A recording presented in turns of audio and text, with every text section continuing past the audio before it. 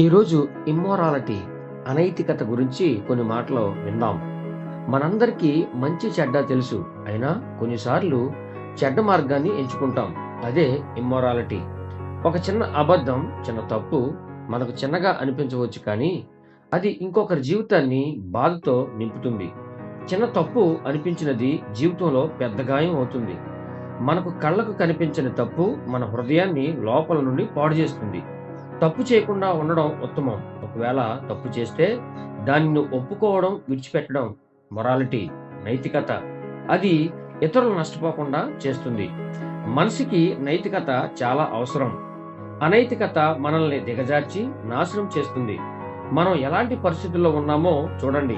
వెనక మన పిల్లలు కూడా ఉన్నారు. వారి నైతికత నీ వల్ల దెబ్బ తినకుండా చూసుకో.